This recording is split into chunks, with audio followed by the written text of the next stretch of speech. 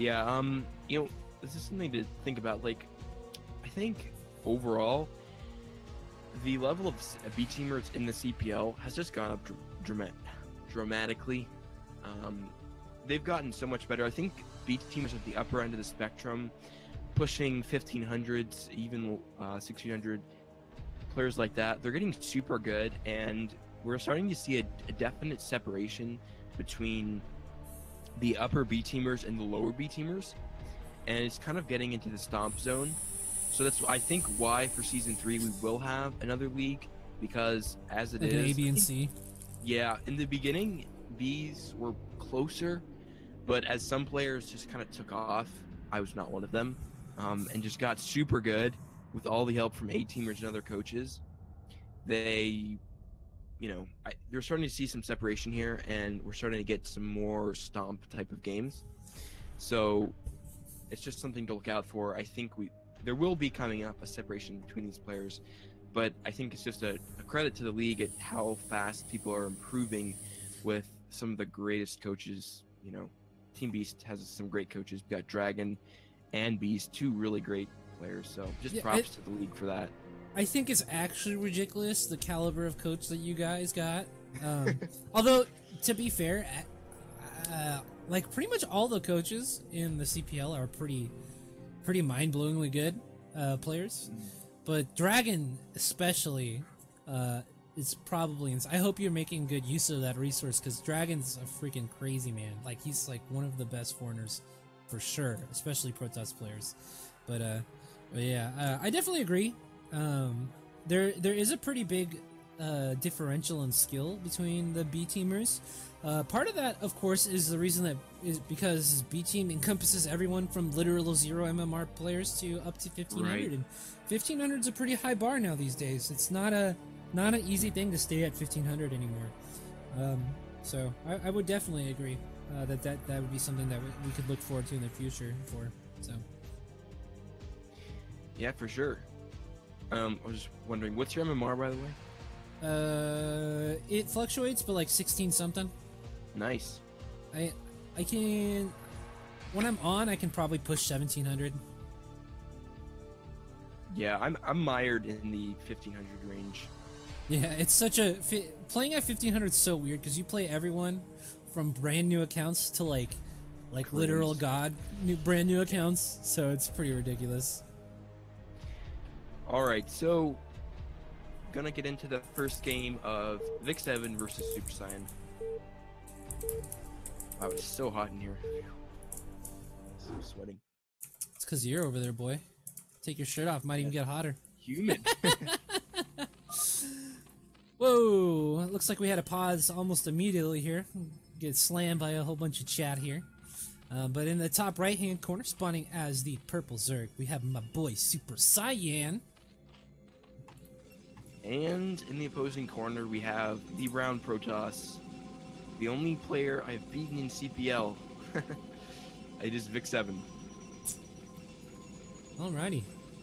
Very cool. So you beat Vik7 in your own games, huh? I did. No, in a CPL match. Yeah, that's what I mean. Like a CPL, like in your own Yeah. CPL games. Very nice. PvP, I think PvP is one of my best, and I've only gotten one, so...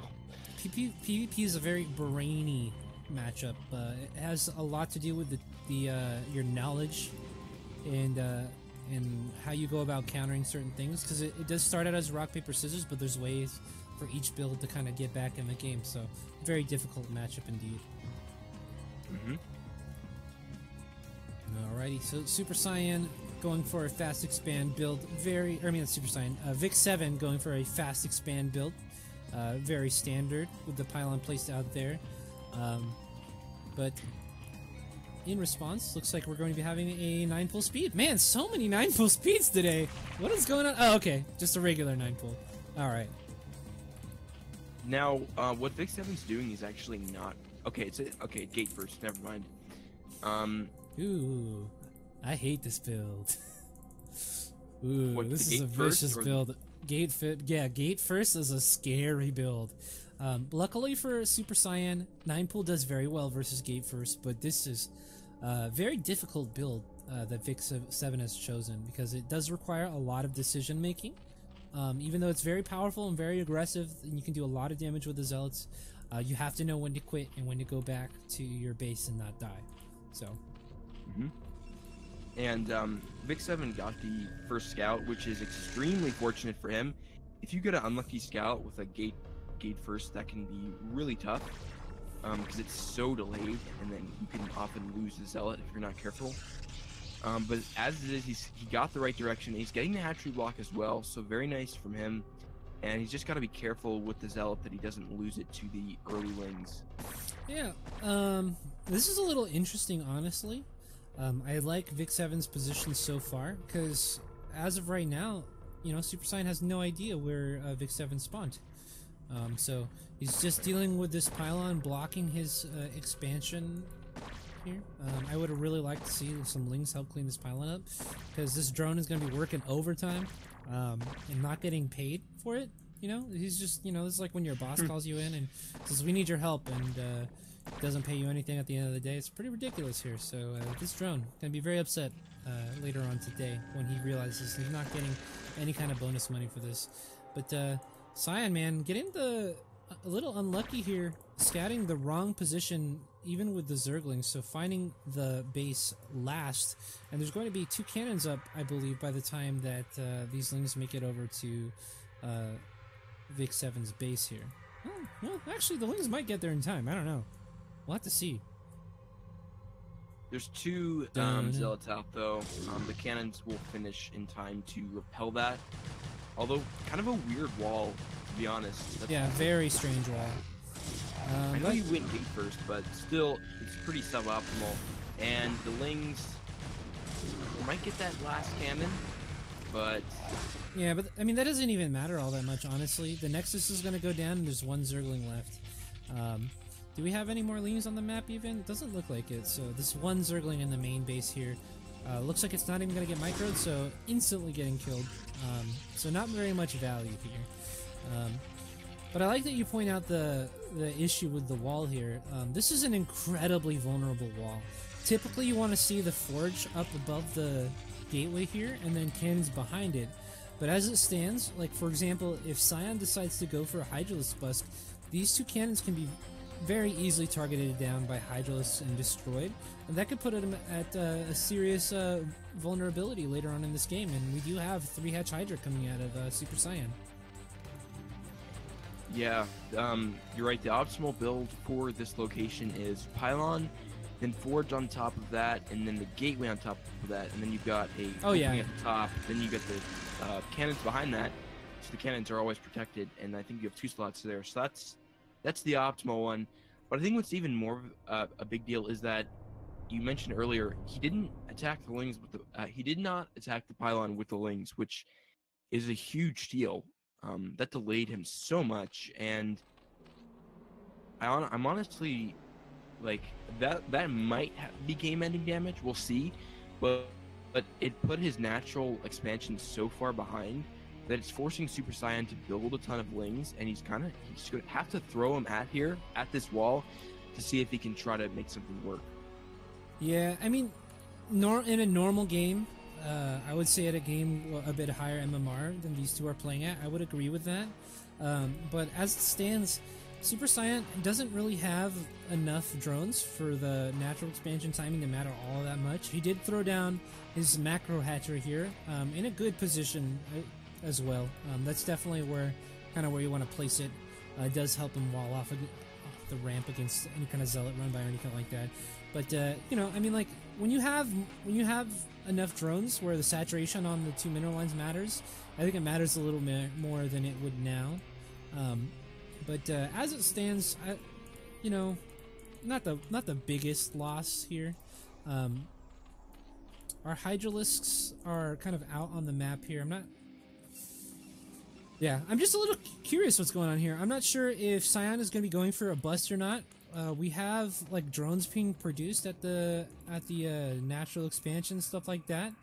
So we just have like this little clump of units at the top, the 12 o'clock base here. I assume to deny a 3rd base that should be coming, you know, in another maybe 2 minutes. yeah, like 3rd isn't really normal till 9 minutes or something like that. at the low end, honestly. But this is really huge because just because of that bad wall, a Hydra bust is going to be so good because the walls are the cannons are so far out there that the Hydras can snipe them. I mean, if the cannons were well defended, then this attack wouldn't have much of a hope at all of doing something. But as it is, and also since Vik7 he's not really up with his macro, his Corsair is so late, and he doesn't have Templar within a mile, so this is looking really bad for him. Yeah, I mean, this Corsair is about a full minute late. You want your Corsair to be at the latest arriving at the Zerg base around 6 minutes 30 seconds. So we do have an attack finally coming in here from SuperCyan now. Starting to feel a little bit more confident. Units kind of coming in a bit of a staggered time here, but you know, as you pointed out, man, this wall, these cannons are going down so fast, and now all of a sudden it's just a couple of non-speed zealots versus hydralisks, and everyone knows, man, you gotta have legs if you're gonna go zealots versus hydras, and these hydras powering through them really, really fast. Yeah, which, I mean, I'm a bad person to take advice, PvZ advice from, but this really honestly snowballed from the super late Corsair not scouting, because if he saw this Hydra bust a minute earlier, he would have had time to throw down, you know, 3-4 more cannons behind the wall and get into Templar tech. He would have been just fine. Yeah, I mean, most likely. There's a number, I mean, he would be definitely fine versus this version of this build. But typically you want to be scouting with a zealot or a probe and get your guys out there. And if you don't know that there isn't a Hydra bust coming because you've been blind, because, like, for example, a Zerg has gone 9 full speed for you, you have to prepare and be safe, but throw down at least another cannon, 3, and then 4 is like the minimum to hold against the normal Hydra bust. So both these players, though, playing to the best of their abilities, and I honestly, I think it's a pretty even matchup from this first game that we've seen. Yeah, I think from the start that was Vik7's game to lose, because he got a pretty good advantage dealt to him with the late natural and then all those lings which didn't do anything. And although he did kill the 2 cannons, so it was something, but it was tough for him. It's tough to see Vik7. I think watching that replay, there's things that he could have done, you know, that would have got him into that. And like you said earlier, yeah, you don't have to scout with a Corsair, but the moral of the story from that game is you got to scout. Especially if your Corsair is late, you got to do it with a probe or a zealot.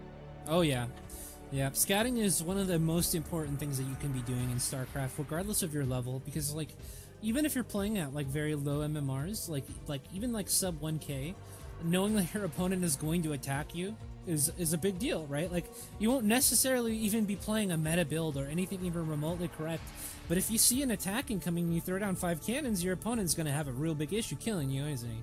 So I really believe that even at these low levels, just getting out on the map and seeing what's going on is very important.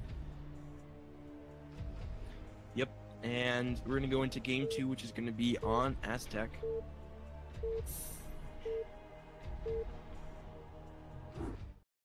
Still remember that game I played versus you where you didn't defend my zealot timing, but then you like morphed guardians behind my so tilted that game. Dude. Like I was like, oh my god, I hope he doesn't scout these, I hope Corsairs don't show up. And then just the guardians boosh boosh, and you're just like, I hate PvC. Yeah, that was a crazy game, man. I love doing hive tech and stuff, though. Like, I think it's so much fun. Guardians. Such a terrible unit, but they can be so good if you're not expecting them. Oh yeah. But alrighty, so in the bottomish, leftish, handish corner of the map, spawning as the greenish Zerg, even though his name is Cyan, we have SuperCyan. And at the 420 position on Aztec, we've got the cream-colored Protoss Vik7, light pink maybe. Oh yeah, Cream is the accepted term for that, I believe, according to everyone else that I randomly hear cast. But yeah, 420. Cream, get the money, dollar bill, y'all. Looks like Vik7's in for a great game. Wu-Tang for life. You didn't get that joke, did you? Come on, tell me you know that song. I did not get it. I'm sorry. Come on, dude. Cash rules everything around me. Cream, get the money, dollar bill, y'all. Oh, okay. No, did you grow up on the crime side, the New York Times side? No. No? Ah, that would explain it. You gotta grow up on the crime side, the New York Times side, in order for that joke to make any sense. No, honestly, yeah. Oh man, that makes me sad, dude. You gotta listen to some Wu-Tang. I'll send you my playlist. Get you on some hip hop shit, dude. For real. Okay, sure. But alrighty, so we're going for another gate expand here. An interesting wall. I don't know. Is there a hole here? I am not a Protoss wall aficionado, and they always look like there's a hole, even when there's not. There is most definitely at least 3 holes there. Yeah, so there's one to the left of the pylon, one to the right of the pylon, and then one between the pylon and the weird broken fan thing, right? Mm-hmm. Okay. Except the term weird broken fan. Good to know. Yeah, I'm good with those terms, man. Weird broken fan. The WBF, if you're a, if you're hip. And hip. Yeah, so this is something that I am totally guilty of as well. But, okay, so walling 101, you always want to have your cannons behind your wall. Like, that's critical. Just because if the lings, even if you have a bunch of gaps in your wall and it's not the best, you still need to have the cannons protected, and the zealots plugging up the holes or probes plugging up the holes, that's essential. And then try to always get your forge and gates stacked with each other. And pylons, remember, just always think of pylons as never being tight. So, oh yeah, because they're not. There's always a hole next to them, correct? Except for, I think, Fighting Spirit, if they're up against the edge. I don't believe that means it's a hole. Oh, okay. Probably, if you assume there's a hole there, or honestly, just look up on Team Liquid. I think there's some threads with the correct walls for most of the common maps. So go there, study them, put it on your second monitor if you have to, because it's important to get right. Yeah, folks, you can never leave your holes unplugged. Never. Always plug your holes. And Vik7 here is going for a second gate before it expands, so this is very aggressive.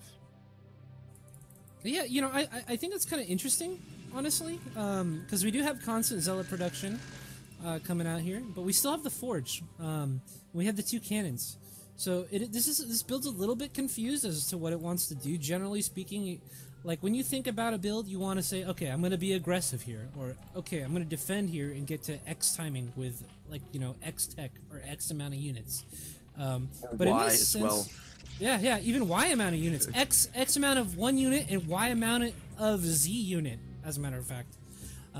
But yeah, like, so we have cannons here, and typically cannons are meant to be defensive structures, as you can't just, like, pick them up and carry them over your head with a zealot or whatever, and start shooting with them or whatever. But, so typically you want to be kind of defensive when you're going for a forge fast expand. But in this case, we have, double zealot production coming out of 2 gates, and that is a very aggressive option here.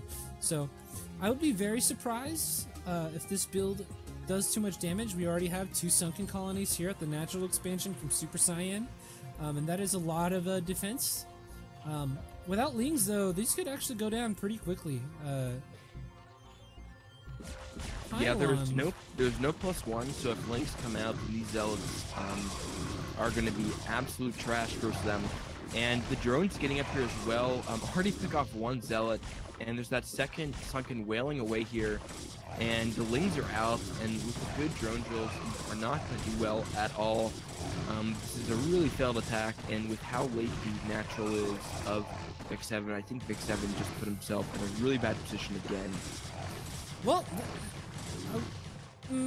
I mean, yeah, we don't have the drone kills that we need, I think, from this kind of attack. Cyan does have his third base at the 12 o'clock, and I'm pretty sure. Let's see. Let's take a look. If yeah, doesn't look like Vic knows about. Oh no, he does. He's seen the creep. Okay, so he does know about it. So he does know that he's kind of behind here. But this is a pretty cute idea. Vic trying to cannon rush outside of this expansion here. I'm not sure it's going to really work out. There's plenty of speedlings already on the map to be able to stop this. We already have some lings wailing against on the pylon over here.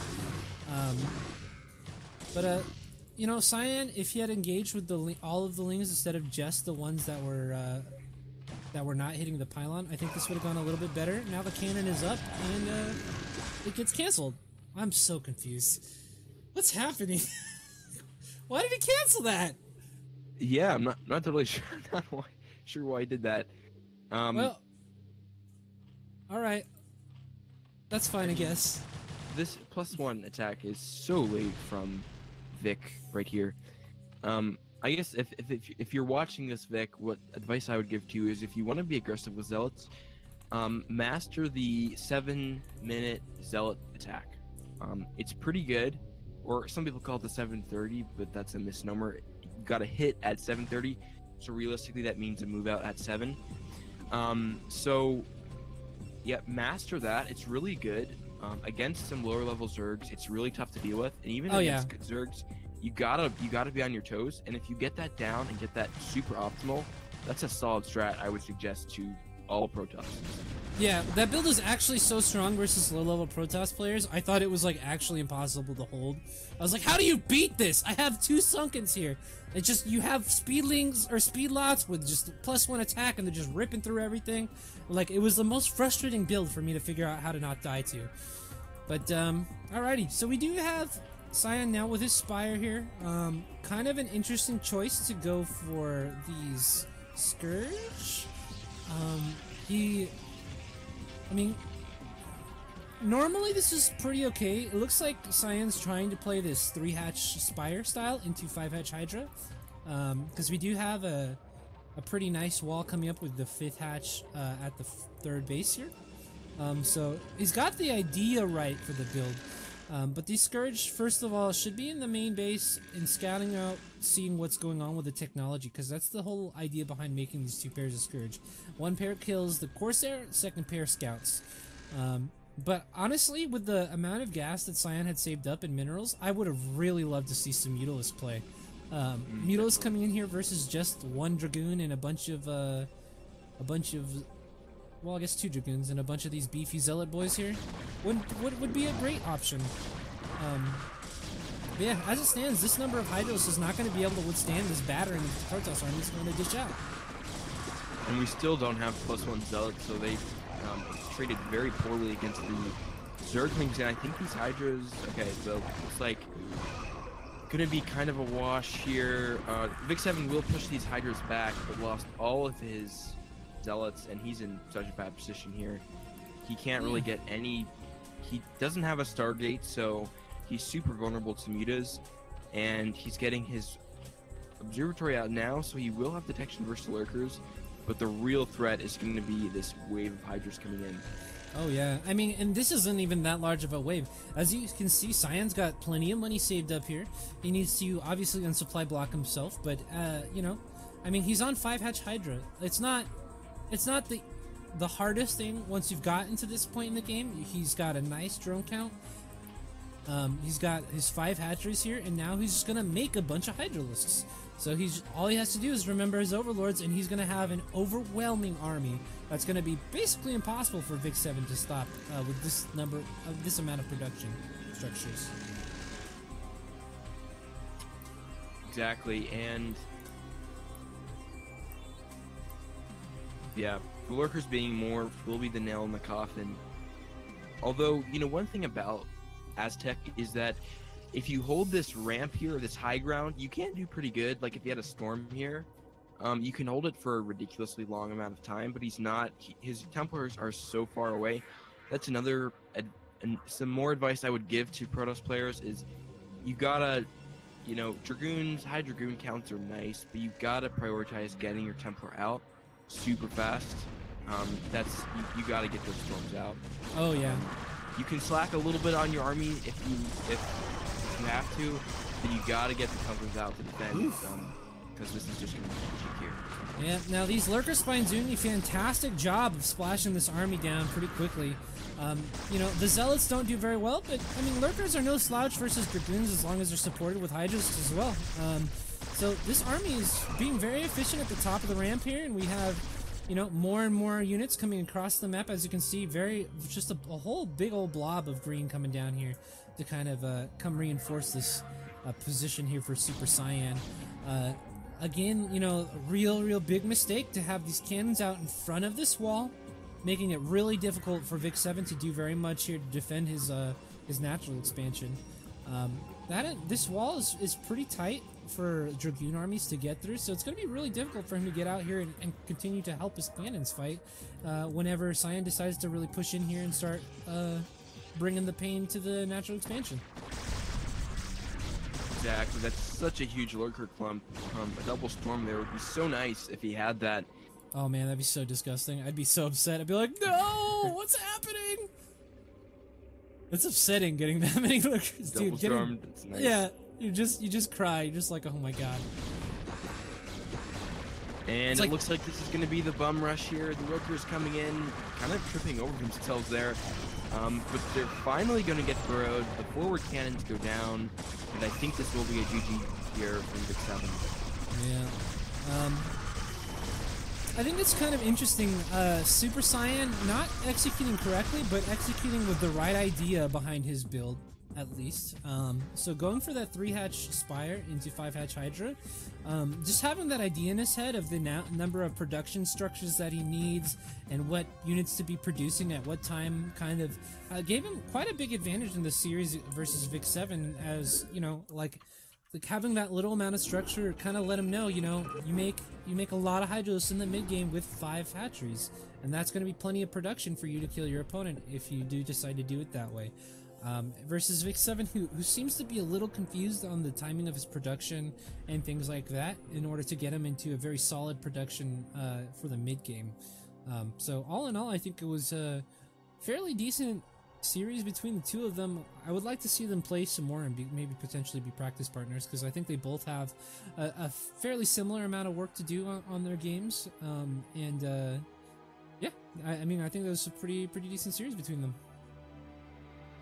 Yeah, I think that's the big difference between them is SuperCyan, like you said, didn't execute. You know, there was definitely some flaws in that.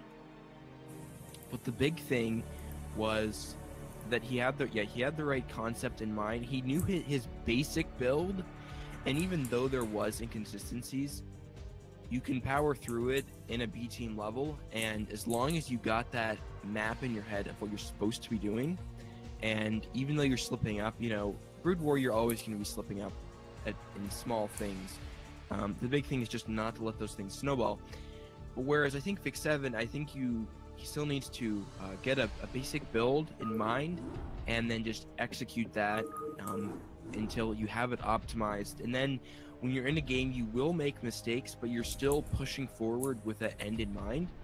You know, it's really easy just to kind of go into a game and do a bunch of stuff that you don't really understand why, and then you can lose the game very quickly, and it can seem like, why is this happening? Well, you know, you got to get a good game plan ahead with a build order and game concept, and I think if you do that, all these guys will progress super fast. Oh yeah, I mean, just having okay, I'm going to be on 3 bases with 5 hatcheries, and we're going to be making Hydralisks is like a huge advantage at that point.